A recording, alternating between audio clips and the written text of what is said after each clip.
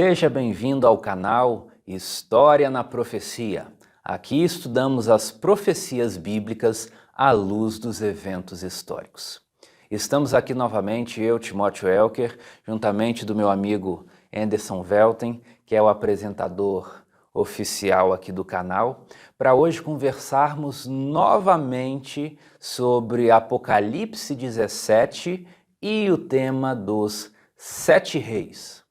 Então, você que ainda não viu o vídeo de número 1 sobre esse assunto, acesse o link, vai estar na descrição. Nós também vamos deixar aqui um card com a indicação aqui na parte superior da tela. No vídeo de número 1, nós analisamos várias correntes interpretativas sobre os 7 reis. Então, é um material essencial para que você possa tanto entender este vídeo de hoje, quanto crescer também na compreensão sobre outros pontos desse assunto. Então, sem mais demoras, vamos para o nosso vídeo. Eu gostaria de fazer uma pergunta para você, Anderson. Vimos que em Apocalipse capítulo 17, nós temos uma besta, nós temos uma meretriz ou prostituta que se assenta sobre ela, e então, com base nesse quadro, fica a pergunta: o papado, que nós já analisamos no vídeo anterior, ele é uma das cabeças da besta ou o papado é a própria besta? Primeiramente, quero saudar a todos os que acompanham os vídeos aqui do canal História na Profecia. É uma satisfação estarmos novamente aqui num diálogo sobre as profecias bíblicas, o objetivo, o propósito do canal História na Profecia, como o Timóteo já ressaltou, é tratar das profecias bíblicas de uma maneira séria, de uma maneira técnica, à luz da história, à luz dos eventos históricos. Fizemos aquele primeiro vídeo sobre a profecia dos 7 reis, de Apocalipse capítulo 17, e por falta de tempo, algumas coisas não foram tão enfatizadas, não foram tão detalhadas, e também tivemos alguns comentários de pessoas que assistiram ao vídeo, e por isso resolvemos gravar este segundo vídeo sobre o tema, tanto para promover um aprofundamento em alguns pontos que não foram devidamente detalhados ou não foram muito aprofundados no primeiro vídeo, também para responder às perguntas de alguns que acompanham os vídeos aqui do canal. E respondendo à pergunta que o Timóteo acaba de lançar, nós precisamos observar que a besta, tanto em Apocalipse 13 quanto em Apocalipse capítulo 17, tem 7 cabeças.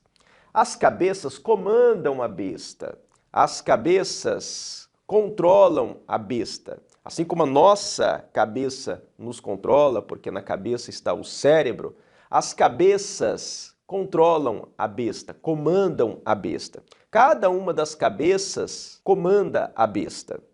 Então, a besta em si parece ser, na profecia do Apocalipse, um sistema maior de forças, um conjunto de forças.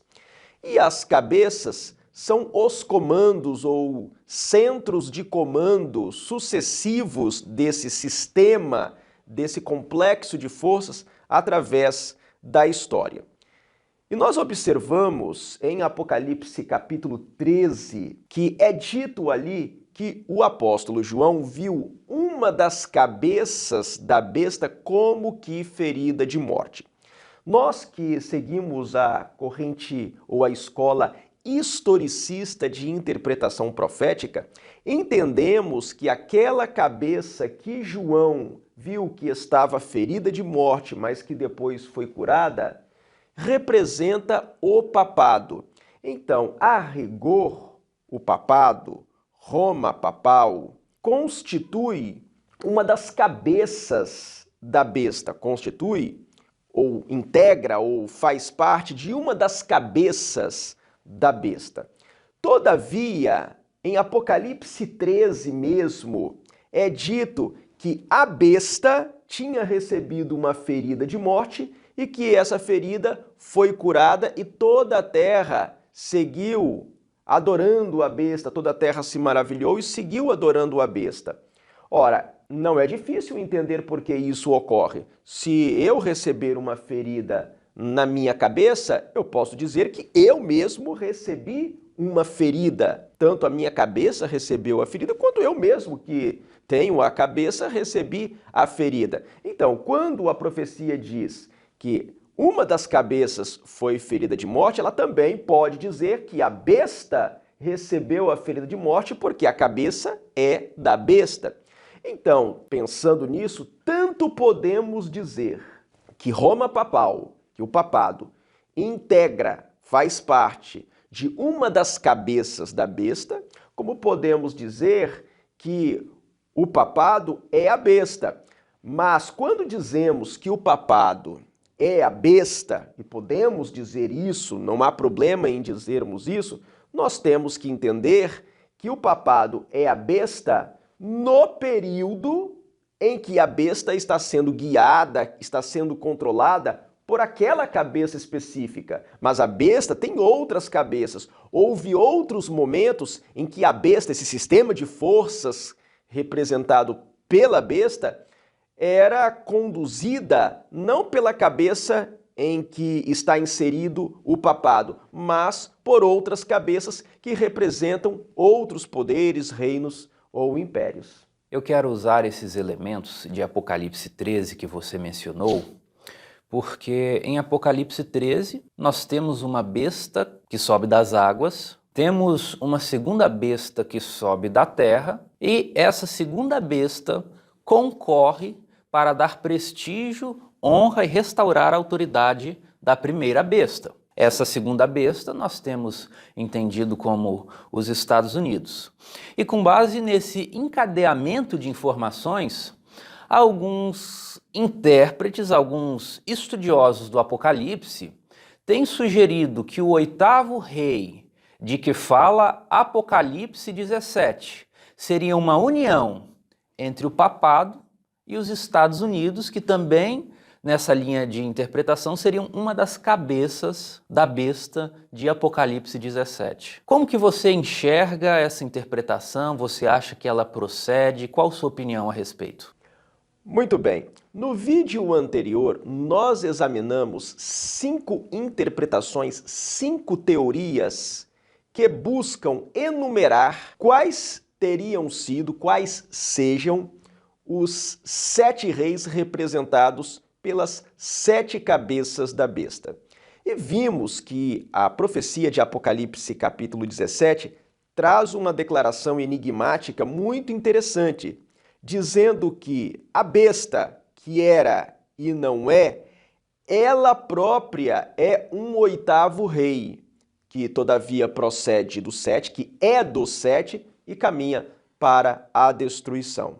Existem alguns intérpretes e algumas pessoas dedicadas ao estudo das profecias que entendem que esse oitavo rei seria a união de forças dos Estados Unidos da América com o papado, porque nós entendemos, nós que adotamos a corrente historicista de interpretação profética, nós entendemos que no momento futuro os Estados Unidos, que durante décadas têm mais ou menos sido promotores do conceito da liberdade, especialmente da liberdade religiosa, os próprios Estados Unidos se tornarão numa potência opressora, uma potência que suprimirá a liberdade, especialmente a liberdade de culto, a liberdade religiosa. E que nesse momento haverá, de certa forma, uma aliança do papado com os Estados Unidos, do papado, que é o comando da instituição católico-romana, com os Estados Unidos, que são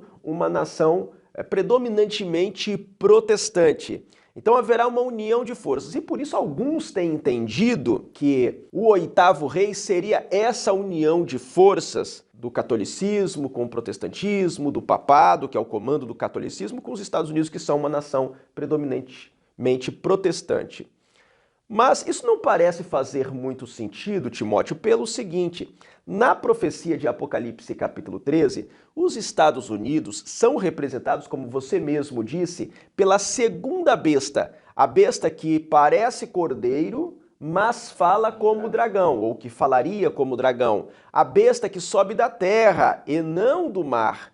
Já os 7 reis são representados pelas 7 cabeças da besta que tem as 7 cabeças, que no caso de Apocalipse 13 é a besta que sobe do mar.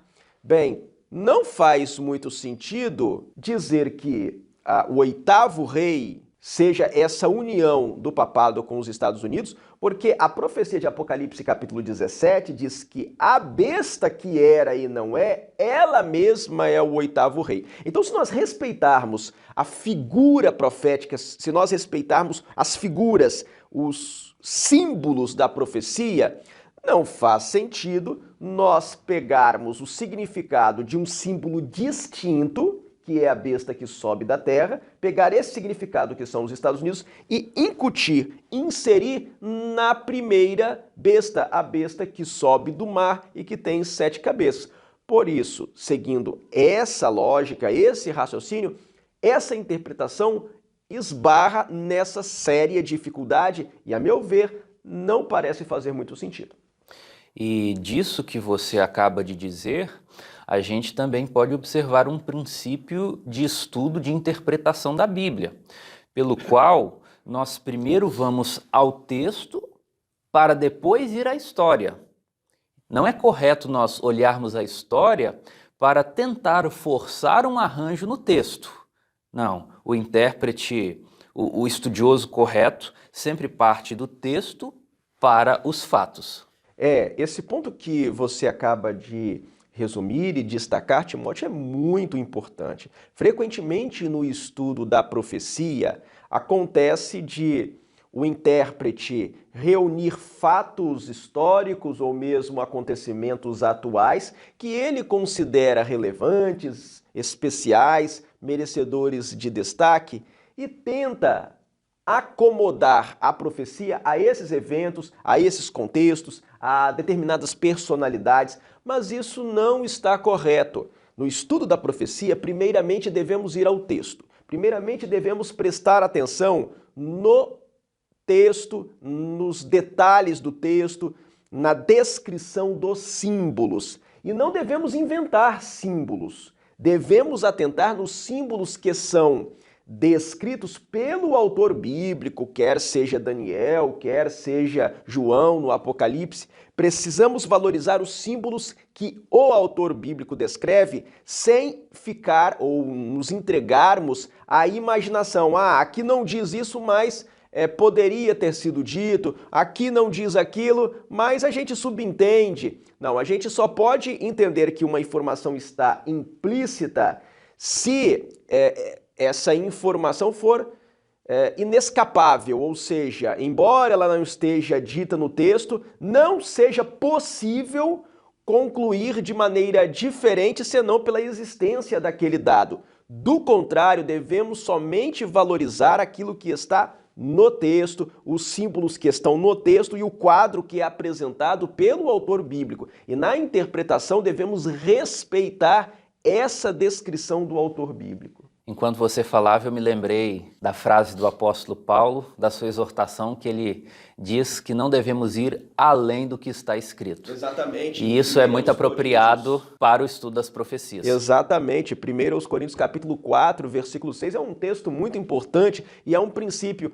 de estudo geral das Escrituras e que também tem um valor especial no estudo das profecias. Não ultrapasseis o que está escrito.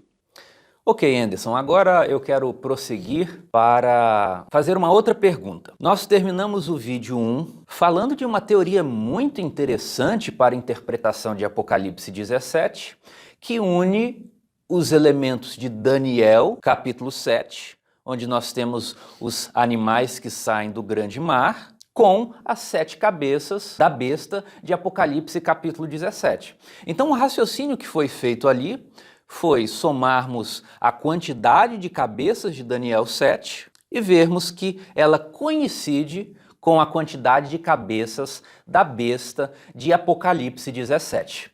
E com base nessa exposição, nós temos aqui o comentário do nosso irmão Paulo Costa, que acompanha nossos vídeos. Meu irmão, um abraço. Obrigado pelo seu carinho, pelo seu interesse, pelo estudo ao acompanhar os nossos vídeos e também comentar.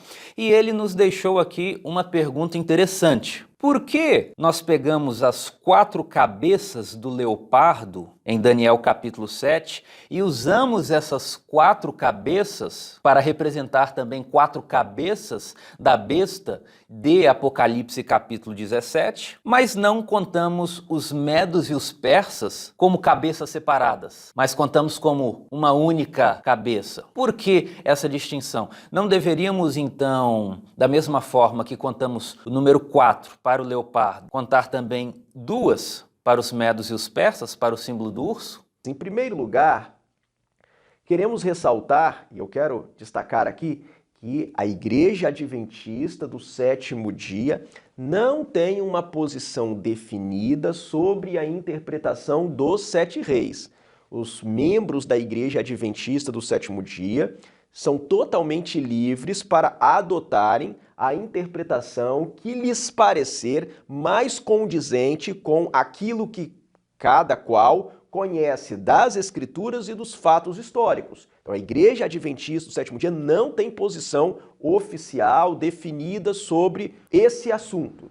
Também quero ressaltar um outro ponto que eu mencionei, ou algo que eu falei no vídeo anterior, é que eu mesmo não tenho uma posição definida sobre o assunto. No vídeo anterior, que os nossos irmãos e demais amigos e visitantes do canal estão convidados a ver ou rever o primeiro vídeo. Naquele primeiro vídeo, nós apresentamos 5 correntes de interpretação sobre os 7 reis de Apocalipse capítulo 17. E apresentamos os pontos fortes e os pontos fracos, os pontos favoráveis e os pontos desfavoráveis de cada interpretação. Não adotamos ali nenhuma interpretação. Porém, levando em consideração o princípio que nós valorizamos aqui no canal História na Profecia, que entendemos que todo intérprete deve valorizar, de atentarmos naquilo que a profecia diz, de prestarmos bastante atenção aos detalhes da descrição profética, de prestarmos atenção aos símbolos, aos detalhes dos símbolos, nós prestigiamos a quinta teoria porque entendemos que a quinta teoria que foi apresentada valoriza mais os símbolos da profecia e a descrição profética feita pelo apóstolo João. Então, antes de responder a sua pergunta, eu gostaria apenas de relembrar algumas coisas. Nós percebemos, ao ler Apocalipse 13 e ao atentarmos nos detalhes da besta, que a besta que sobe do mar, a primeira besta de Apocalipse 13, reúne características, reúne elementos dos animais do sonho de Daniel no capítulo 7 de seu livro. Então, por exemplo, a primeira besta de Apocalipse 13, aquela que sobe do mar, é semelhante a leopardo, o terceiro animal do sonho de Daniel capítulo 7. Tem pés como de urso, o segundo animal do sonho de Daniel capítulo 7. E boca como boca de leão, o primeiro animal de Daniel capítulo 7. Além disso, a besta que sobe do mar tem 10 chifres, tal como o animal terrível e espantoso de Daniel capítulo 7, o quarto animal de Daniel 7. Recebe autoridade para agir por 42 meses, um período que na sua extensão é idêntico ao período de 1 tempo, 2 tempos e metade de 1 tempo de atuação da ponta pequena, do chifre pequeno de Daniel capítulo 7. Também tem uma boca que profere arrogâncias e blasfêmias e blasfema o tabernáculo de Deus, algo que em Daniel capítulo 7 é atribuído ao chifre pequeno que está sobre o animal terrível e espantoso. Então nós vemos que as características da besta de Apocalipse 13 constituem uma soma, uma reunião, uma união das características dos 4 animais de Daniel capítulo 7, bem como dos 10 chifres e do chifre pequeno. Isso é muito relevante, porque isso nos mostra, nos ajuda a entender que, na verdade, a besta de Apocalipse 13, que é a mesma de Apocalipse capítulo 17, da qual estamos a falar, essa besta do livro do Apocalipse consiste num resumo de todos os animais e chifres de Daniel capítulo 7. Nós falamos disso no primeiro vídeo sobre os 7 reis. É interessante também observar que em Daniel capítulo 7, os animais sobem do mar. E à semelhança desses 4 animais que sobem do mar, a besta de Apocalipse 13 também sobe do mar. Por quê? Porque, na verdade, a besta é a soma dos 4 animais de Daniel capítulo 7. O que significa que, quando surgiu o Império Neobabilônico representado pelo leão, era a própria besta que estava surgindo. A besta não surgiu tempos depois, só lá na época do papado, não. A besta já se ergueu na época do surgimento do Império Neobabilônico. Por quê? Porque a besta é um complexo de forças, é um sistema que surge na Babilônia, passa pela Medo-Pérsia, pela Macedônia ou Grécia, avança pelo Império Romano e deságua nas nações europeias, que decorreram dos povos bárbaros, das nações bárbaras, e deságua também no papado como um poder de liderança na Europa medieval e posterior. Então, isso é muito importante de nós percebermos, e por isso a quinta teoria que foi exposta no primeiro vídeo tem uma atração superior. Ela é mais bem fundamentada porque se pauta nos elementos descritivos dos textos de Daniel capítulo 7, Apocalipse capítulo 13 e Apocalipse capítulo 17. Então, dito isso, nós vamos à pergunta que o nosso irmão fez. Ele disse o seguinte, pelo que você nos apresentou, Timóteo, ele acha que não faz muito sentido contabilizar separadamente os 4 reinos helenísticos que decorreram da divisão do Império de Alexandre, que são os reinos de Cassandro, Lisímaco, Ptolomeu e Seleuco, porque se fizéssemos assim, deveríamos também, na opinião dele, naquele momento em que ele deixou lá o seu comentário, deveríamos também contabilizar a Média e a Pérsia separadamente, como reinos separados. Mas, na verdade, não há necessidade de nós raciocinarmos dessa maneira. Por quê? Porque, novamente, Timóteo, nós devemos valorizar os símbolos da profecia. Nós devemos valorizar como é que os símbolos aparecem na profecia. Se nós vamos para Daniel capítulo 7, nós percebemos que há 7 cabeças ali ao todo. Isso nós apresentamos no vídeo anterior. O leão, presumivelmente, tem uma cabeça. O urso, presumivelmente, tem uma cabeça. O leopardo aparece com 4 cabeças. Então, aqui já temos 6. E o animal terrível e espantoso, presumivelmente, tem mais uma cabeça, de tal maneira que em Daniel capítulo 7 há 7 cabeças. Você está dizendo presumivelmente porque quando o texto quis destacar mais de uma cabeça por animal, ele citou. Exatamente, porque na verdade o texto de Daniel capítulo 7 não chega a dizer que o leão tem uma cabeça só, ou que o animal terrível e espantoso tem uma cabeça só. Mas, considerando que ao falar do leopardo, como você acabou de dizer, o texto especifica que ele tinha 4 cabeças, é de se concluir que o leão, o urso e o animal terrível e espantoso, naturalmente só tinham uma cabeça, como é próprio porque de todo o texto animal. não deu destaque para uma pluralidade. Para uma pluralidade de cabeças com respeito aos outros animais. E aqui é que nós chegamos ao ponto. Tratando do terceiro animal, o leopardo, como símbolo do império helenístico de Alexandre o Grande, a profecia retratou o animal retratou o leopardo com 4 cabeças. É a profecia que diz que o leopardo tinha 4 cabeças. Mas do urso não é dito que ele tinha 2 cabeças. Não se diz isso. O urso só tinha uma cabeça. Então nós estamos respeitando os elementos descritivos da profecia. E esses elementos descritivos correspondem à realidade histórica. E também nós precisamos atentar nisso, a realidade histórica, não a idealização histórica, mas a realidade histórica. Por que estou me referindo à realidade histórica?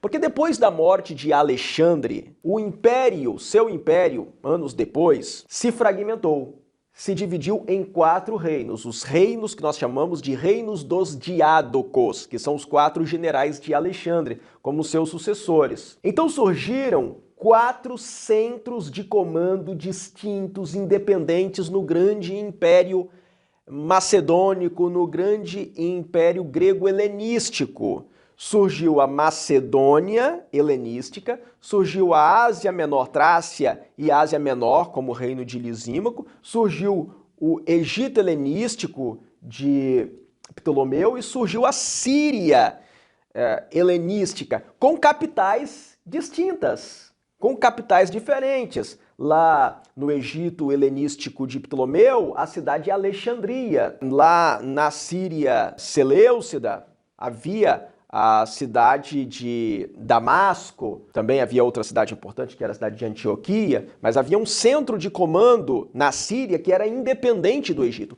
Isso não aconteceu na Medo-Pérsia. São cabeças e reinos tão independentes que chegavam a guerrear entre si. Chegaram a guerrear entre si, como nós vemos em parte ali da profecia de Daniel capítulo 11, o conflito nos primeiros versos entre o rei do norte e o rei do sul, sendo o rei do norte uma referência à Síria Seleucida e o rei do sul uma referência ao Egito Ptolomaico. Eles guerreavam entre si. Mas isso não aconteceu na Medo-Pérsia. Primeiramente havia o reino da Média, e a Pérsia era um reino vassalo do reino da Média. Os reis da Média governavam sobre os reis da Pérsia. E depois surgiu um rei da Pérsia chamado Ciro II, que era neto do rei da Média, Astíages. E Ciro comandou uma rebelião contra Astíages, que era o rei da Média. Ele destronou Astíages e se transformou no grande soberano do Império Medo-Persa, do Império Unido da Média e da Pérsia. Então não houve 2 centros de comando com um comando medo e um comando persa. Ciro se impôs como grande soberano da Média e da Pérsia. Tanto é assim que em Daniel capítulo 7, o urso não aparece com 2 cabeças. Ele aparece, sim, se apoiando mais sobre um dos lados do que sobre o outro. A profecia diz que ele se levantou sobre um de seus lados, indicando que uma parte do Império Medo-Persa, a parte persa, era mais forte do que a parte meda e se impunha à parte meda. Então, nós estamos, sim, com a quinta teoria, valorizando os elementos descritivos da profecia e valorizando também a realidade histórica, e é por isso que nós consideramos na quinta teoria que as 7 cabeças da besta correspondem exatamente às 7 cabeças dos animais de Daniel capítulo 7, essas 7 cabeças de Daniel 7 somadas. Ou seja, em relação à Média e à Pérsia, a profecia de Daniel não é omissa. Não. Ela estabelece uma relação. Sim. Do urso que se inclina mais para um lado Sim. do que para o outro. Exatamente. Mas essa relação não é uma relação de independência entre os reinos, porque quando a profecia quer destacar a relação de independência, ela fala de cabeças. Ela apresentou o leopardo com 4 cabeças distintas, com 4 centros de comando distintos. Então, para reforçar a grande vantagem dessa quinta corrente interpretativa, que vê as cabeças de Apocalipse 17 à luz dos animais de Daniel 7, é justamente esse apego à literalidade do texto, a não forçar os símbolos. Exatamente, porque seria uma grande coincidência que, além de a besta de Apocalipse 13, que corresponde à de Apocalipse 17, reunir várias características dos animais e chifres de Daniel capítulo 7, além de subir do mar, assim como os animais de Daniel 7, ter exatamente uma quantidade de cabeças que corresponde à quantidade de cabeças de todos os animais de Daniel 7, e isso ser irrelevante, ser uma mera coincidência. Não parece ser uma mera coincidência, parece ser que a quantidade de cabeças da besta é extraída da quantidade de cabeças dos animais de Daniel capítulo 7. Você aqui acaba de apresentar as vantagens dessa quinta teoria interpretativa, mas ao mesmo tempo você disse minutos atrás que não tem uma posição própria, que não é defensor de nenhuma teoria específica. E isso porque no vídeo anterior você destacou também que todas as correntes interpretativas têm sim suas vantagens, seus pontos fortes, mas apresentam também dificuldades. E eu imagino que é por causa dessas dificuldades que você não é adepto cegamente de nenhuma teoria, embora tenha predileção por essa quinta. Então, eu queria agora que você falasse um pouco sobre as dificuldades dessa quinta teoria, que vê os 7 reis de Apocalipse 17 à luz de Daniel capítulo 7, e eu queria que você mencionasse especificamente um ponto que parece ser uma dificuldade, que consiste no seguinte: se o 7º rei tem de durar pouco e ele é equiparado ao papado, como isso pode fazer sentido se também o livro de Daniel fala de uma supremacia do papado de 1260 anos, que é um período muito longo, é um período considerável? Como aquilo que tem de durar pouco dura 1260 anos? Essa é uma dificuldade, é um ponto que gera algum desconforto para a quinta teoria, porque em Apocalipse capítulo 17 é dito que as 7 cabeças da besta são 7 reis, dos quais 5 caíram, um subsiste e outro ainda não chegou, mas quando chegar, teria de durar pouco tempo. Bem, considerando que as 7 cabeças da besta correspondem às cabeças dos animais de Daniel capítulo 7, como ficariam esses 5 que caíram, um que subsiste e outro que ainda não chegou? Vamos lá, vamos enumerar.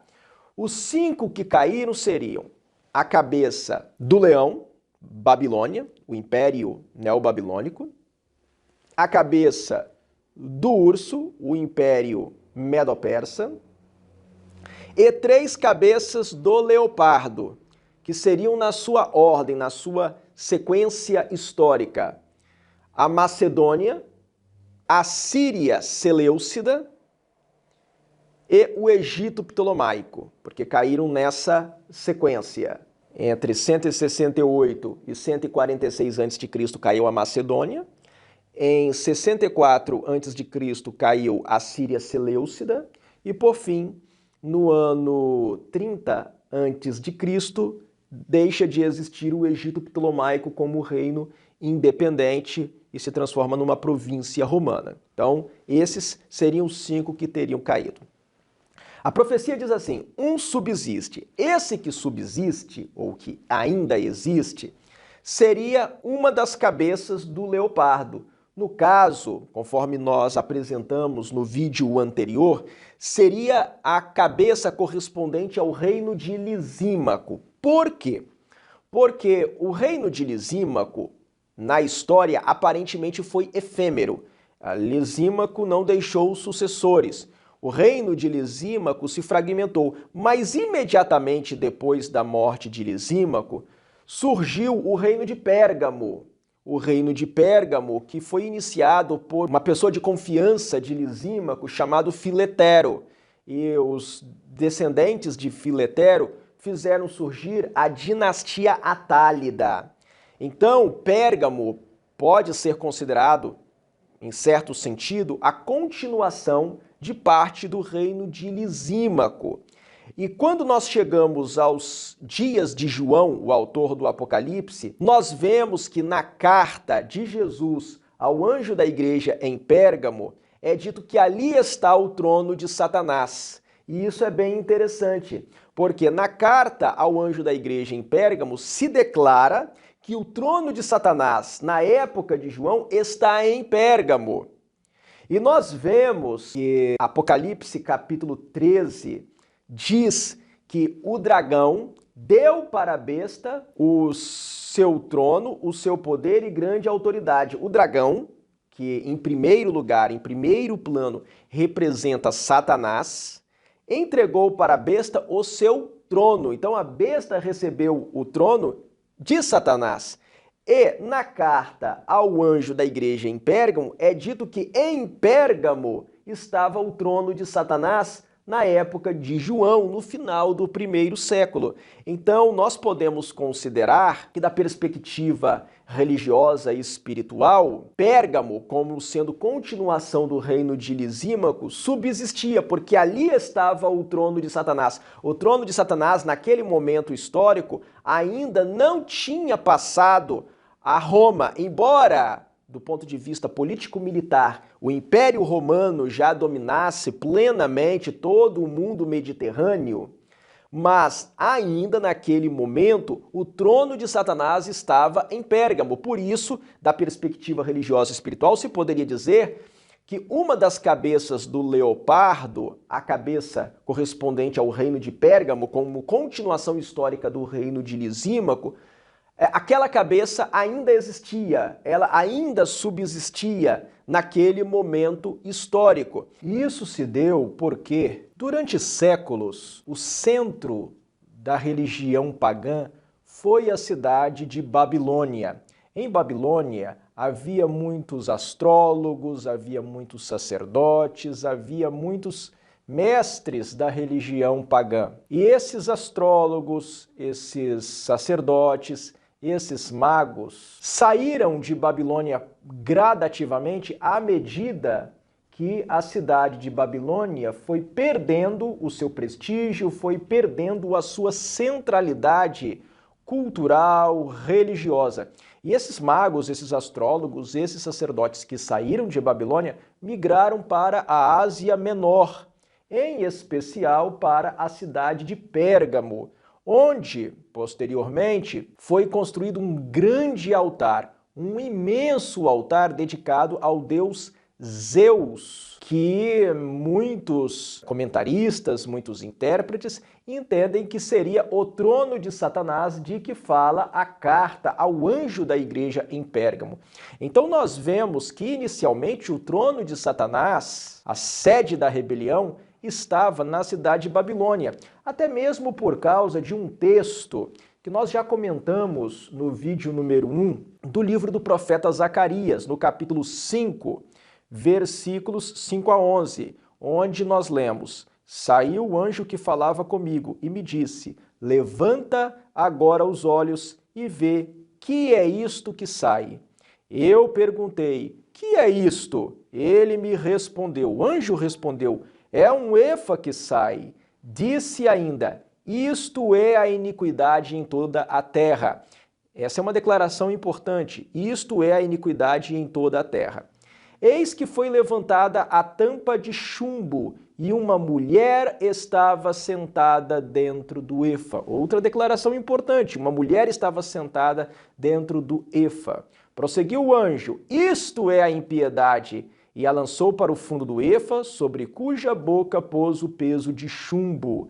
Levantei os olhos e vi, e eis que saíram duas mulheres. Havia vento em suas asas, que eram como de cegonha, e levantaram o efa entre a terra e o céu. O verso 10 diz: Então perguntei ao anjo que falava comigo, para onde levam elas o efa? Sendo que dentro do efa estava aquela mulher que o anjo disse que era a impiedade, a iniquidade em toda a terra. E o verso 11 diz: Respondeu-me para edificarem àquela mulher uma casa na terra de Sinar, e estando esta acabada, ela será posta ali em seu próprio lugar. Então, observemos que coisa interessante. A mulher que é chamada de iniquidade, de impiedade, ela está dentro de um efa, e esse efa é levado para a terra de Sinar, ou terra de Sinear. E de acordo com o texto de Gênesis, foi nessa planície de Sinear que foi edificada a cidade de Babilônia. A cidade de Babilônia estava na terra de Sinear. Babilônia era o centro da falsa religião. Ali estava posicionada a mulher. A mulher que a impiedade, que a iniquidade em toda a terra estava situada em Babilônia. Ali estava o trono de Satanás. Bem, só que Babilônia decaiu politicamente, economicamente, culturalmente, em todos os aspectos. No primeiro século da era cristã, na época de Jesus e dos apóstolos, Babilônia já era uma cidade em ruínas, abandonada. Poucas pessoas moravam ainda lá em Babilônia naquele momento histórico.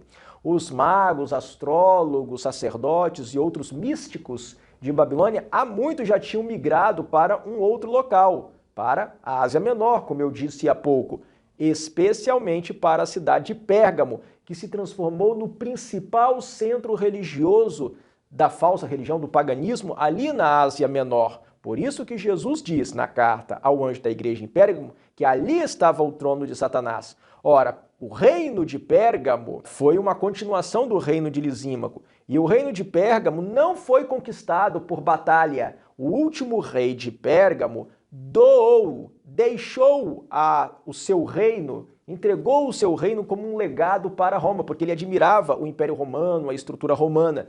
E assim o reino de Pérgamo foi incorporado, sem batalha, sem guerra, ao Império Romano. Mas no primeiro século, o centro da falsa religião, se nós tomarmos como parâmetro a informação da carta ao anjo da igreja em Pérgamo, o centro da falsa religião ainda não era Roma, ainda era Pérgamo.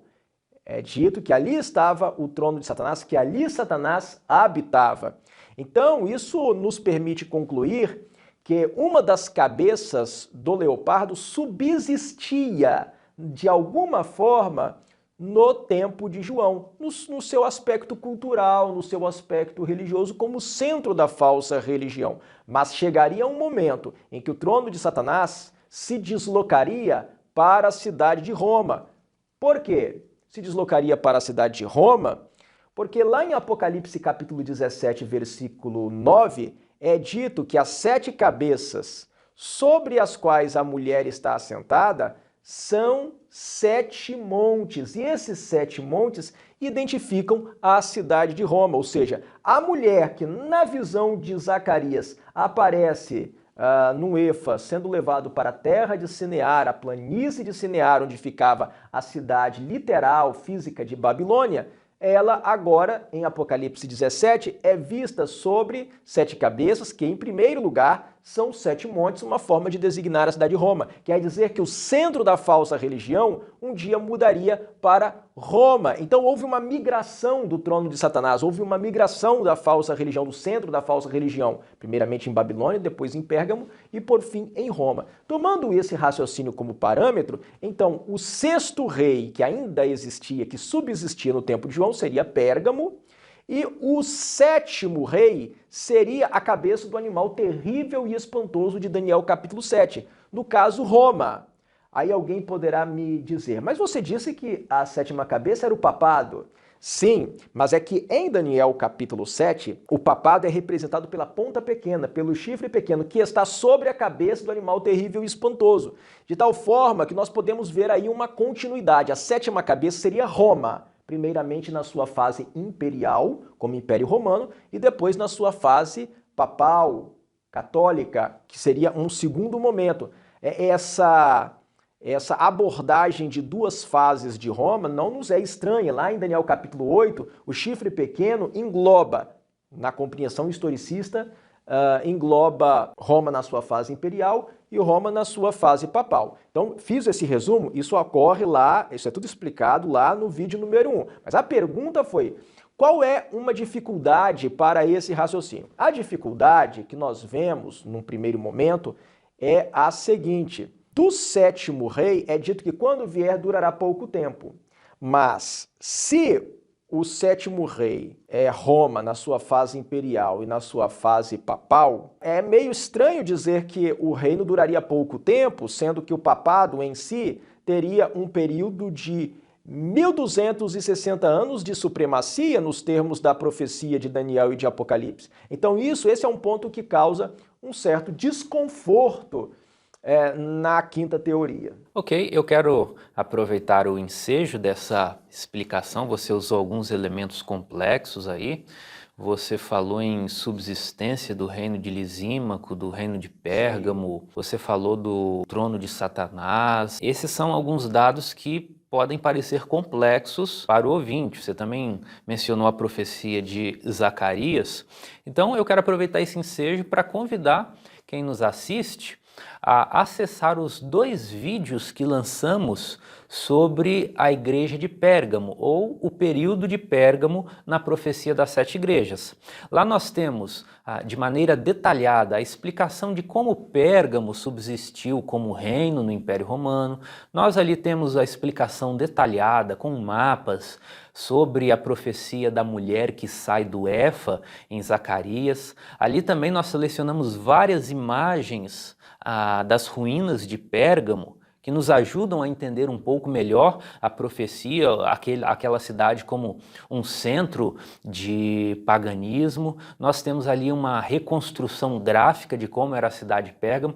Então é um material riquíssimo. Nós vamos deixar tanto na descrição desse vídeo quanto aqui no card que aparece na parte superior do vídeo. Aproveite a oportunidade, assista e com certeza vai agregar bastante na sua compreensão, especificamente desse ponto que relaciona as cabeças dos animais de Daniel 7 com as cabeças da besta em Apocalipse 17. A pergunta que eu ainda quero fazer para você é: você apresentou essa aparente dificuldade sobre o rei que tem de durar pouco tempo, mas dura 1260 anos, e você mencionou que é aparentemente contraditório, é estranho. Existe alguma maneira de superar essa dificuldade? É possível olhar com uma perspectiva diferente para essa informação? Bem, nós já tratamos desse ponto no primeiro vídeo, mas de uma forma um pouco ligeira, e eu acho que é uma ocasião oportuna nós detalharmos mais esse ponto neste vídeo,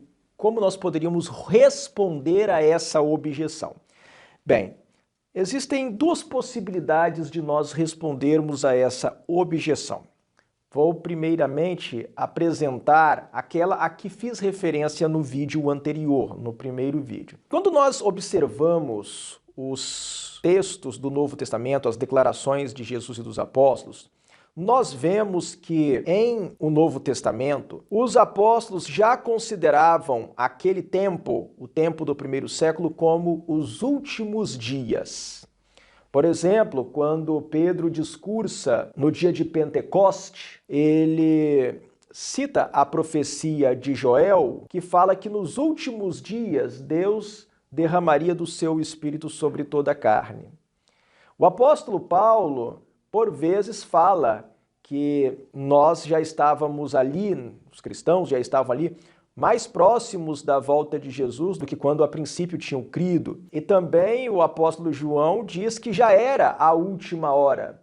Então, os cristãos já consideravam aquele seu tempo como o tempo dos últimos dias. É claro que nós poderíamos considerar isso como mera perspectiva humana deles. Mas nós podemos também enxergar de outra maneira. Podemos entender que as declarações de Paulo e de João estavam pautadas, estavam fundamentadas numa perspectiva teológica. Que perspectiva teológica era essa? Jesus não poderia estabelecer o seu reino eterno de glória, eliminando o sistema de coisas atual, eliminando o sistema do pecado, eliminando o império de Satanás na prática, antes de efetuar o pagamento do preço de resgate da humanidade. Os seres humanos pecaram, transgrediram a lei de Deus e diante da lei de Deus mereciam o sofrimento e a morte, mereciam a maldição imposta pela lei de Deus. Jesus veio para viver uma vida de perfeita obediência, tomar sobre si os pecados de toda a humanidade e padecer uma morte substituinte, uma morte expiatória, uma morte vicária, para pagar pelos nossos pecados. Então Jesus não poderia estabelecer o seu reino antes de efetuar o pagamento do preço de resgate, a lei, comprando-nos de volta da lei e nos livrando da maldição imposta pela lei em função das nossas transgressões. Primeiro ele teria que pagar o preço, só depois disso ele poderia estabelecer o seu reino eterno de glória.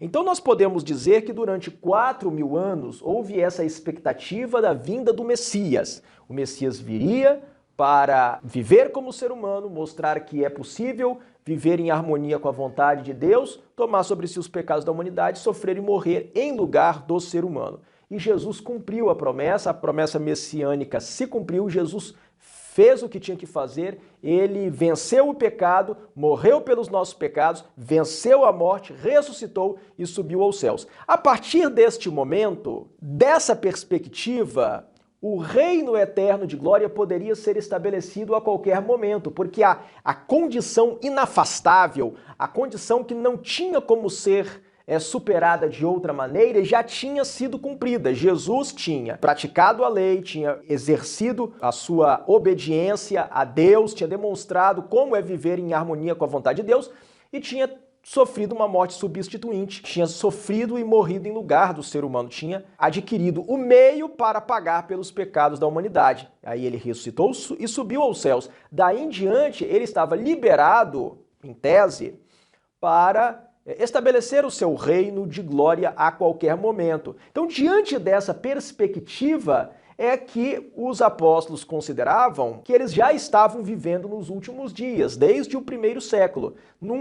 Numa perspectiva de 6.000 anos, a partir da morte, ressurreição e ascensão de nosso Senhor e Salvador Jesus Cristo, nós já estamos vivendo nos últimos dias. É claro que nós, adventistas e historicistas, consideramos que a partir de 1798, com o fim dos 1.260 anos de supremacia papal, começa um período que nós chamamos de tempo do fim. Mas isso significa que dentro dessa faixa que pode ser considerada dos últimos dias, há um período de intensificação na aproximação do tempo do estabelecimento do reino de Deus, do reino de glória de Cristo, que nós chamamos de tempo do fim. Bem, mas o que eu estou querendo dizer é que em tese, pelo menos em tese, somente em tese, o reino de glória poderia ser estabelecido a qualquer momento a partir da ressurreição e ascensão de Jesus, porque a condição inafastável, que era a morte de Cristo, já tinha sido cumprida. Bem, então nessa perspectiva, nós podemos considerar, ou poderíamos considerar, que a declaração de que o sétimo rei, quando viesse, duraria pouco tempo, faz sentido. Porque em Apocalipse, Jesus ele faz questão de dizer que venho sem demora. Eis que cedo venho. Alguém poderá dizer, mas já se passaram 2.000 anos, como que ele poderia dizer, eis que cedo venho, eis que venho sem demora? É porque ele está pronto para vir a qualquer momento, desde que ele cumpriu a condição que era pagar pelos pecados da humanidade. E essa ideia de eis que venho sem demora, no sentido de que certamente se virá, mesmo que um período longo tenha transcorrido, ocorre nos evangelhos. Eu me lembro aqui, por exemplo, de Lucas, o Evangelho segundo Lucas, capítulo 18, em que Jesus conta a parábola do juiz iníquo. Ele diz que havia numa certa cidade um juiz que não temia a Deus e que não respeitava homem nenhum. E que havia uma viúva que tinha uma causa na justiça e ficava insistindo com aquele juiz para que ele julgasse a causa dela contra o seu adversário. Mas o texto bíblico diz que por um bom tempo o juiz não quis atender à viúva, demorava em julgar a causa. Mas, num determinado momento, diante da insistência daquela viúva, o juiz diz, bem que eu não temo a Deus nem respeito a homem algum, todavia, como esta viúva me importuna, julgarei a sua causa, para não suceder que por fim venha a molestar-me. E aí Jesus extrai dessa parábola uma lição sobre a persistência na oração. Diz aqui o texto bíblico, então disse o Senhor, considerai no que diz este juiz iníquo. Não fará Deus justiça aos seus escolhidos que a ele clamam dia e noite, embora pareça demorado em defendê-los? Jesus extrai essa lição da parábola. E no versículo 8, Jesus diz, digo-vos que, depressa, lhes fará justiça. Observem que na parábola o juiz iníquo tinha demorado em atender ao pedido. E Jesus disse que se nós formos tão insistentes quanto a viúva, Deus nos atenderá também. E diz aqui que depressa lhes fará justiça. É que nessa acepção, nesse contexto, o depressa quer dizer certamente ele vai atender ao pedido. Então, Jesus poderia ter, em tese, apenas em tese, poderia ter voltado em qualquer momento a partir da sua morte, ressurreição e ascensão. Mas ele tinha os seus planos, ele tinha os seus propósitos.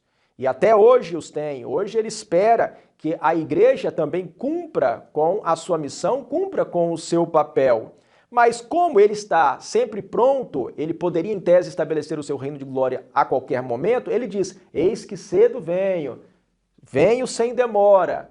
É nessa perspectiva que nós poderíamos considerar que o sétimo rei duraria pouco tempo. Também em Apocalipse capítulo 12, quando o texto fala da expulsão definitiva de Satanás no céu, porque a Bíblia mostra que Satanás foi expulso do céu antes da criação do mundo, mas a sua expulsão definitiva aconteceu depois que Jesus morreu e ressuscitou e subiu aos céus. Aí aconteceu a expulsão definitiva de Satanás. Ele perdeu o acesso ao céu. No Evangelho, conforme o relato de João, Jesus falou a esse respeito. E eu posso ler aqui para vocês.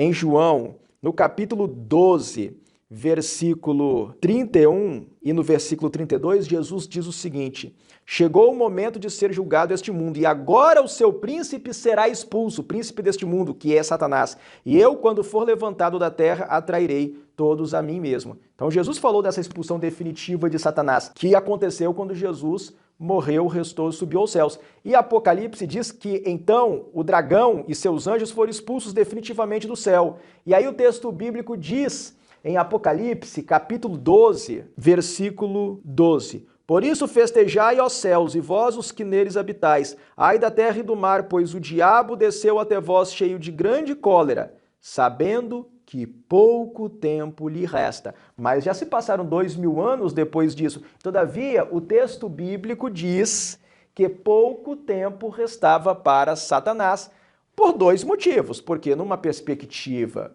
de 6.000 anos, 2.000 anos é uma parcela menor. Mas mais importante que isso é porque a qualquer momento poderia ser estabelecido o reino de Deus e Satanás ser definitivamente amarrado, restringido e destruído, o que vai acontecer no final dos 1000 anos de Apocalipse, capítulo 20. Bem, essa seria uma primeira possível resposta, mas isso eu já tinha falado no vídeo anterior, só quis detalhar mais agora. Mas eu ainda tenho algo mais a dizer a esse respeito, sobre esse ponto que se refere ao sétimo rei, que duraria pouco tempo nos dizeres de Apocalipse, capítulo 17.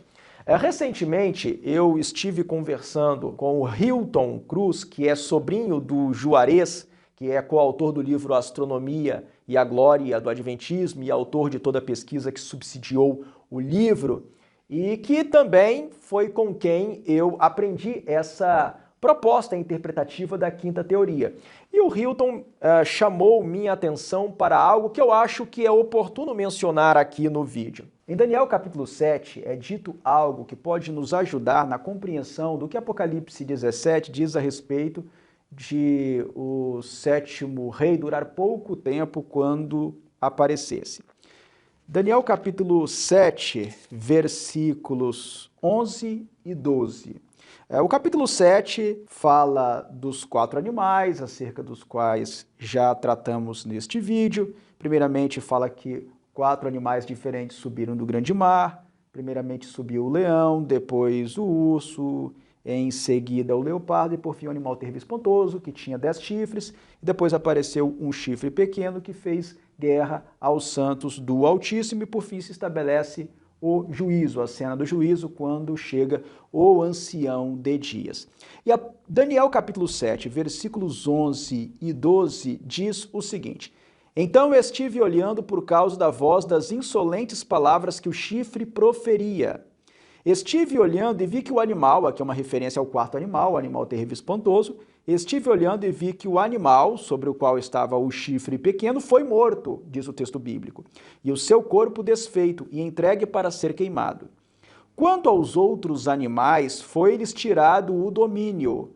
Todavia foi-lhes dada prolongação de vida por um prazo e um tempo. Bem, então é interessante que aqui em Daniel capítulo 7 acontece um raciocínio em quiasma. O que é um raciocínio em quiasma? O raciocínio em quiasma é aquele em que a primeira ideia forma um paralelo com a quarta ideia. E a segunda ideia está em paralelo com a terceira ideia. Então nós temos 4 assertivas, 4 afirmações, 4 declarações que são colocadas em paralelo, sendo que a primeira se associa com a quarta e a segunda se associa com a terceira. Então vejam bem que aqui nós temos uma estrutura de quiasma, porque a visão, no caso aqui, a visão da noite, o sonho que Daniel teve, apresenta os animais na sua sequência: leão, urso, leopardo e animal terrível e espantoso. Agora, quando o texto vai falar da derrocada dos animais, primeiro fala do animal terrível e espantoso e depois fala dos animais anteriores. Então é simplesmente um raciocínio aqui em quiasma.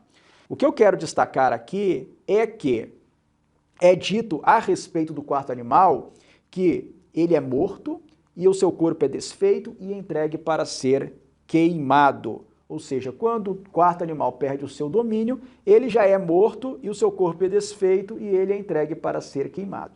Mas no sonho é dito que com respeito aos outros animais, isto é, com respeito ao leão, ao urso e ao leopardo, ocorre algo diferente. Quanto aos outros animais, os 3 primeiros, foi-lhes tirado o domínio, todavia foi-lhes dada a prolongação de vida por um prazo e um tempo. Cada um desses animais representa um império que exerceu o domínio sobre uma faixa considerável do mundo, uma vasta região do mundo, especialmente ali do mundo Mediterrâneo e do Oriente Médio, durante um certo tempo. Cada um daqueles impérios exerceu o domínio por um certo tempo, sucessivamente, um depois do outro.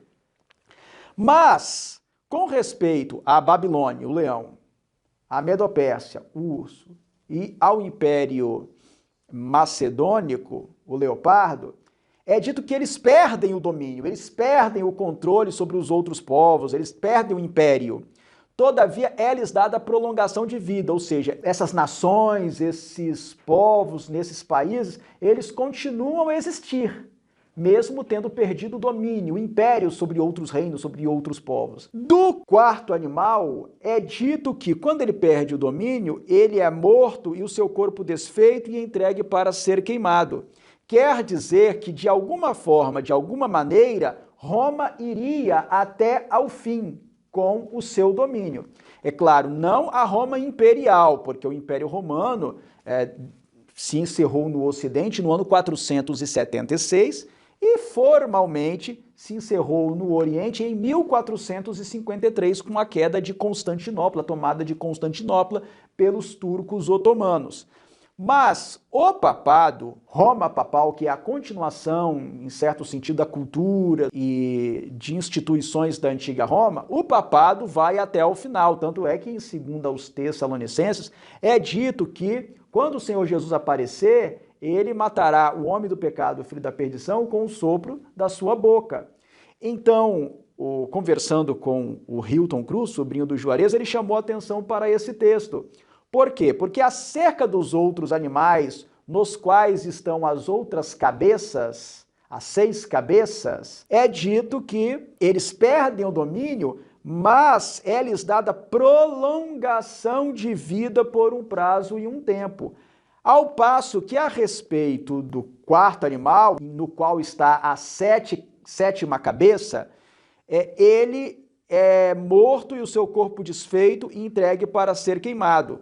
Isso significa, em termos práticos, por exemplo, que a Pérsia, vamos falar da Pérsia, a Pérsia exerceu o seu domínio. Ela perdeu o domínio, mas ela recebeu prolongação de vida. e ela existe até hoje. Apenas no século XX ela sofreu uma mudança de nome, a Pérsia passou a se chamar Irã. Então o Irã existe até hoje. Ele teve uma prolongação de vida, ao passo que o papado, como integrante da sétima cabeça, ele não termina sem ser destruído. Quando ele terminar, ele já vai ser destruído. Então, quando nós comparamos os reinos entre si, que são representados pelas cabeças, numa comparação entre eles, Roma duraria menos tempo, porque os outros recebem prolongação de vida, o que não acontece com Roma, mas pensando Roma num sentido mais amplo, como um sistema que perdurou na Igreja Católica Romana e especialmente no papado. Então, para nós respondermos esse questionamento, que é uma aparente dificuldade da quinta teoria, em resumo, nós poderíamos apresentar dois argumentos. O primeiro que você acabou de dizer, citando Daniel capítulo 7, de que em que sentido ele duraria pouco tempo? No sentido de que, após sua destruição, ele não subsistiria, ao passo que os demais poderes, as demais cabeças, subsistiriam. Exatamente. O Hilton, conversando comigo, destacou esse ponto, valorizou muito esse ponto, porque, na opinião dele, se praticamente todos os elementos, ou a maior parte dos elementos, ali das visões do capítulo 13 e 17 de Apocalipse, são de alguma forma extraídos de Daniel 7, até o número de cabeças é extraído dos animais de Daniel 7, era de se esperar que a declaração de que quando o sétimo rei viesse, ele duraria pouco tempo, tivesse alguma base aqui dentro da profecia do capítulo 7, e ele encontrou esse fundamento em Daniel capítulo 7, versículos 11 e 12. Como você já tinha mencionado anteriormente, podemos também citar aqui o fato de que ao tempo em que o Apocalipse foi escrito, o Novo Testamento já tinha uma perspectiva da iminente volta de Jesus, porque todas as circunstâncias, todas as condições, todos os requisitos para que ele voltasse já estavam cumpridos. Aquilo que dependia de Deus já tinha sido cumprido. Inclusive, o próprio Apocalipse destaca o período em que Satanás é expulso para a Terra como um breve tempo. Exatamente. Então não seria contraditório que o poder romano durasse 1260 anos se o próprio Apocalipse descreve como pouco tempo essa duração de mais de 2000 anos de Satanás aqui na Terra. E você que nos assiste, deixa aqui seu comentário. Entendeu esse argumento? O que você achou? Acha que ele tem força suficiente para constatarmos como uma boa explicação do texto bíblico? Ou você acha que ele tem suas fraquezas? Deixe sua opinião aqui embaixo nos comentários. Agora eu quero voltar e mencionar uma outra questão que foi perguntada nos comentários. O nosso irmão Paulo Costa menciona a segunda teoria que apresentamos no vídeo anterior, no vídeo 1, sobre os 7 reis. É aquela que começa com Egito, Assíria, Babilônia, Medopérsia, Grécia, Império Romano e Papado. E na visão do Paulo Costa, essa seria uma teoria mais apropriada porque ela olha para a história e lista todos os poderes que foram perseguidores do povo de Deus. Então, para ele, por essa razão, essa seria a melhor teoria. Como é que você enxerga essa interpretação? O que você pensa disso? É claro que nós aqui não temos o objetivo com este vídeo de zombar ou de ridicularizar nenhuma proposta interpretativa. Nós estamos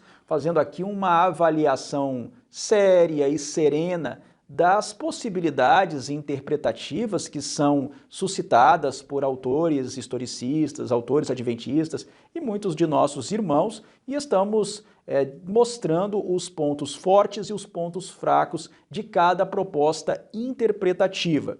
Com respeito a essa proposta interpretativa, que já foi bem discutida no vídeo número 1 sobre os 7 reis, o que eu posso dizer, em primeiro lugar, é que eu reafirmo a dificuldade que eu apontei no vídeo primeiro, no primeiro vídeo. É que em Daniel e Apocalipse, a sequência dos impérios mencionados começa com Babilônia. A besta, ela tem elementos que são encontrados em Daniel 7. Em Daniel 7, o primeiro animal é o leão e representa à Babilônia. É dito expressamente que o leão é o primeiro.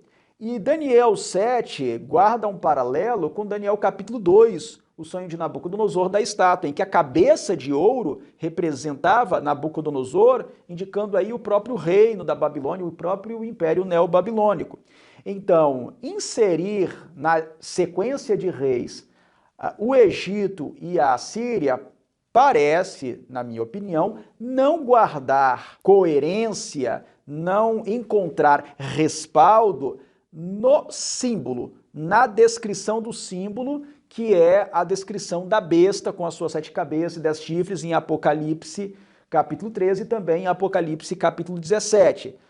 Até porque, como também dissemos no vídeo número 1, o Egito é mencionado de uma maneira muito rápida lá em Apocalipse capítulo 11, em caráter simbólico, não se referindo ao Império Egípcio, ao reino do Egito, e a Síria sequer é mencionada nas profecias do Apocalipse. Além disso, argumentar que as 7 cabeças apresentam todos os impérios ou reinos ou poderes inimigos do povo de Deus através da história, cria uma certa dificuldade de natureza histórica, porque, na verdade, no decorrer da história, o povo de Deus passou por dificuldades, passou por provações em muitos outros países e reinos, que não somente esses que são apresentados nessa teoria que começa a sequência dos 7 reis com o Egito. Então, na minha opinião, essa proposta interpretativa tem uma certa dose de artificialidade, porque força a inclusão na sequência dos reis, dos 7 reis, de 2 impérios que estão fora da sequência de reis de Daniel, capítulos 2 e 7, e que não são mencionados com destaque no livro do Apocalipse, sendo que a Síria sequer é mencionada nas profecias do Apocalipse. Um exemplo disso que você falou por último seria se nós pegássemos o livro de Juízes, examinássemos as várias décadas em que as nações vizinhas subjugam o povo de Israel. Exatamente. Com destaque para os filisteus, Sim. inimigos históricos do povo de Deus. Sim. Então, por que a Síria e o Egito seriam incluídos e não os filisteus, por exemplo? Exatamente. Criaria um problema de coerência e de harmonia. Estamos chegando ao final da nossa conversa sobre os 7 reis, mas eu ainda tenho 2 perguntas para fazer. E para eu fazer essa pergunta, eu quero me reportar a Apocalipse capítulo 17, verso 11, onde eu leio: "E a besta, que era e não é, também é ele, o 8º rei, e procede dos 7 e caminha para a destruição." Então aqui, Anderson, eu quero destacar 2 expressões. A besta também é ele, o 8º rei. E em seguida, e procede dos 7. Então a questão é a seguinte: o 8º rei é a besta? Ou ele é um outro rei na sequência dos 7? Ou ele é um novo personagem que aparece nesse ponto da narrativa? Muitos dos que se dedicam ao estudo das profecias do Apocalipse tratam o 8º rei como um 8º poder, um 8º império na sequência, ou mesmo como um mero reaparecimento de um poder anterior. Algum dos poderes que já tinham sido mencionados naquela sequência de 7 reis, de 7 reinos ou de 7 poderios. Mas, para mim, isso não faz sentido, porque se nós pensarmos assim, a simbologia, a figura, o símbolo apresentado na visão não teria razão de ser, porque João não viu uma besta com 8 cabeças. João viu uma besta com 7 cabeças, e apenas 7 cabeças, não com 8 cabeças. Por isso, e apenas por isso, e isso é suficiente para dizer que o dito 8º rei não pode ser mais um reino na sequência, somando-se aos 7. A sequência é de somente 7 reis. O que o anjo diz é que a própria besta que tem as 7 cabeças, é um 8º rei. Bem, a besta tem as 7 cabeças, e ele não está dizendo aí que uma das cabeças será novamente um 8º rei. O anjo não diz que uma das cabeças, simbolizando um dos reinos, será novamente um 8º rei, mas diz que a própria besta, a besta em si mesma, é um 8º rei. Bem, a besta é a soma de todos esses poderios que são representados pelas 7 cabeças. Então a besta já existia na época da Babilônia, a besta já existia na época da Medopérsia, na época do Império Macedônico, na época do Império Romano, durante o domínio ou a supremacia de Roma papal, como uma continuação do Império Romano, e simbolizada pelo chifre pequeno de Daniel 7. Então a besta esteve presente o tempo todo. A besta não surgiu apenas quando surgiu o papado, como muitos pensam. A besta surgiu lá quando começou o Império Neobabilônico. Ela é um sistema de cultura, de economia, de política e de falsa religião. É esse sistema que perdura por séculos. O que o anjo está dizendo é que esse sistema, representado pela besta, esse próprio sistema é um 8º rei, porque é a soma de todos os reinos, e essa soma de todos os reinos, esse sistema, esse complexo de poder de economia e de falsa religião,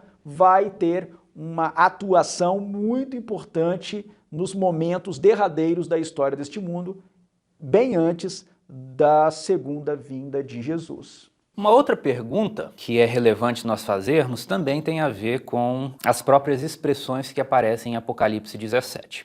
Aqui no verso 3 nós lemos: transportou-me o anjo em espírito a um deserto e vi uma mulher montada numa besta escarlate, besta repleta de nomes de blasfêmia, com 7 cabeças e 10 chifres. Nós já falamos bastante sobre as 7 cabeças, mas agora uma pergunta que é constante é a seguinte: a mulher é diferente da besta? São a mesma coisa? Se são diferentes, qual é a diferença? Ou mulher e besta devem ser compreendidos como um símbolo único? Como funciona aqui esse ponto? Essa pergunta é excelente, Timóteo, e é uma oportunidade de nós esclarecermos os que assistem aos vídeos do canal sobre certas sutilezas que escapam a alguns que se dedicam aos estudos proféticos, em especial ao estudo do livro do Apocalipse.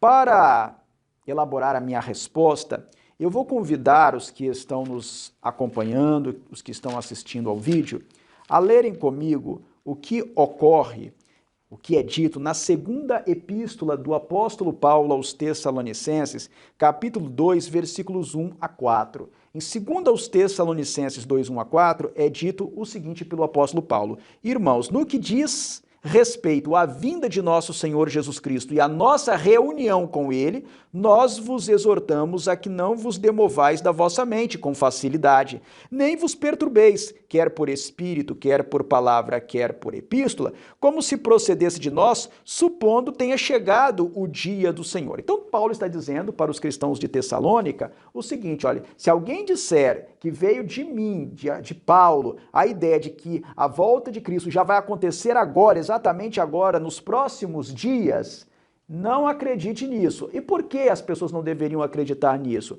E ele explica nos versos 3 e 4. Ninguém de nenhum modo vos engane, ele diz. Porque isto que? A vinda de nosso Senhor Jesus Cristo e a nossa reunião com Ele, mencionadas no versículo 1. Porque isto, a segunda vinda de Cristo, não acontecerá sem que primeiro venha a apostasia. Apostasia significa afastamento da verdade.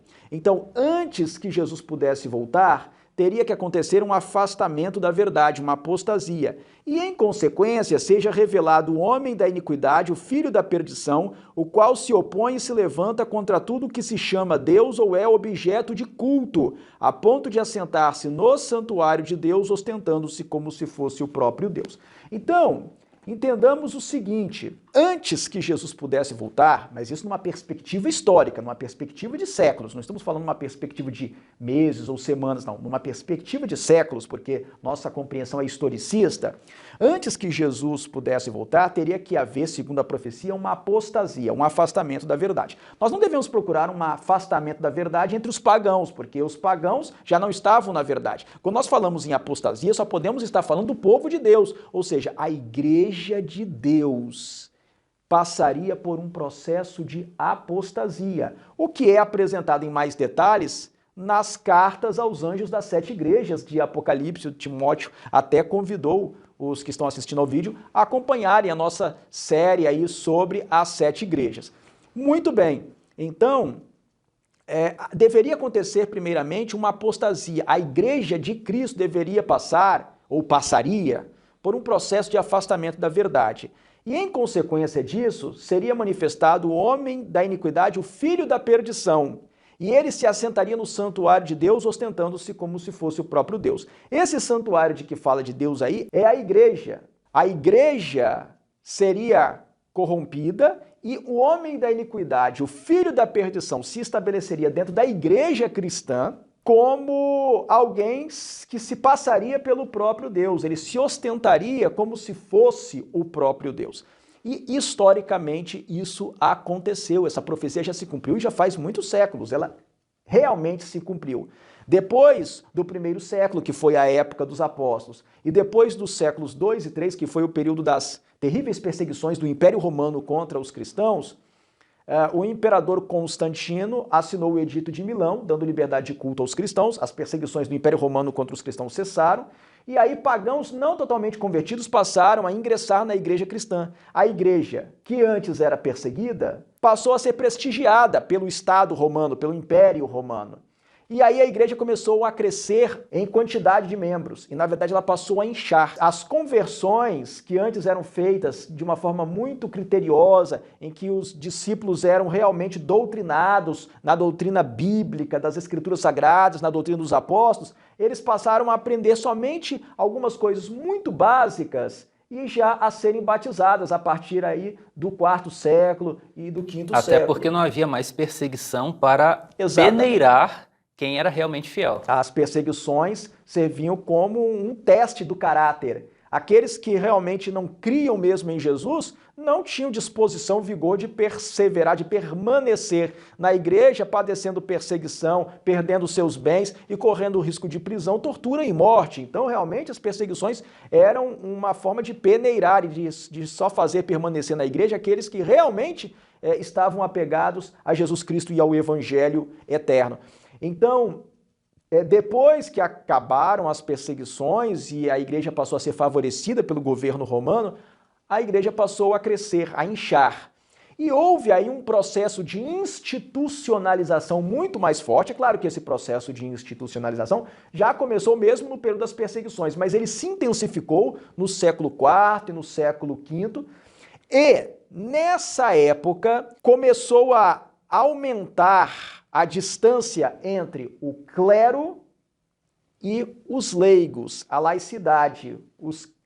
O clero e os leigos passaram cada vez mais a ser vistos como categorias distintas, o que não existia no primeiro século. No primeiro século todos eram irmãos, todos eram membros da igreja e os líderes eram apenas irmãos que eram escolhidos para administrar as atividades da igreja. Mas, cada vez mais a partir dos séculos seguintes e com maior intensidade depois do Edito de Milão, essa separação entre clero e leigos se intensificou e aumentou.